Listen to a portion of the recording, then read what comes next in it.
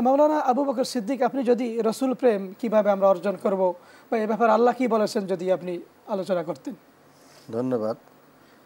নাহমাদুহু ওয়া নুসাল্লি আলা রাসূলিহিল কারীম, আম্মা বাদ, ফাআউযু বিল্লাহি মিনাশ শাইতানির রাজীম, বিসমিল্লাহির রহমানির রহিম।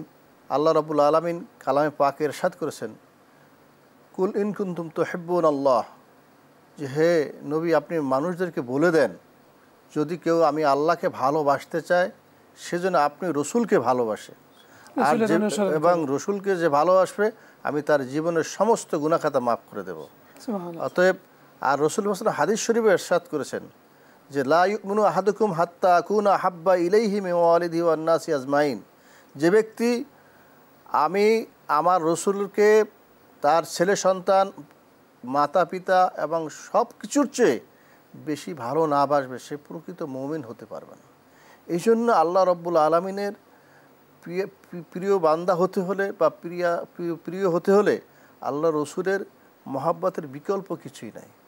অতএব রসুল আসলামকে আমাদের সর্বসময় ভালোবাসতে হবে। মানে আপনার এই আলোচনা থেকে আমরা বুঝতে পারলাম বা আমরা বলতে পারি যে অর্থাৎ আল্লাহ রাব্বুল আলামিনের সন্তুষ্টি অর্জন করার জন্য অবশ্যই রসুলকে ভালোবাসতে হবে এবং জীবনের ছেলে মেয়ে স্ত্রী পুত্র পরিজন সব কিছুর চেয়ে রসুলকে ভালোবাসতে হবে। তো রমজানুল মোবারক যে আল্লাহ রাব্বুল আলামিন আমাদেরকে দিলেন, আমরা যে রমজানুল মোবারক পেলাম, এই রমজানুল মোবারককে কাজে লাগিয়ে আমরা রসুলকে কেমনে ভালোবাসবো, কি আমল করব যদি আপনি বলেন।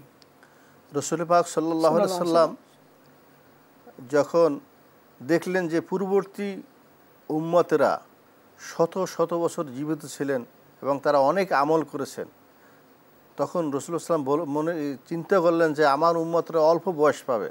তখন আল্লাহ রব্বুল আলামিন এই উম্মতের জন্য লাইলাতুল কদর দান করলেন এবং এই রমজান মাসে লাইলাতুল কদর একটা রাত্র 1000 মাসের চেয়ে উত্তম।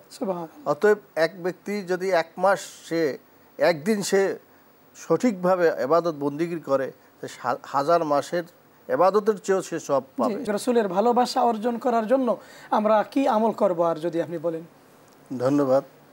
রসুল পাক সাল্লামের ভালোবাসার জন্য অনেক আমল করা যায়, যেমন সুন্নতের উপর বেশি আমল করতে হবে, রসুল পাক সাল্লামের প্রতি বেশি বেশি দুরূদ শরীফ পড়তে হবে এবং রসুল ইসলাম যে কাজ করতে বলছে সেটা আমাদের করতে হবে, যেটার থেকে নিষেধ করেছে সেটা থেকে বিরত থাকতে হবে।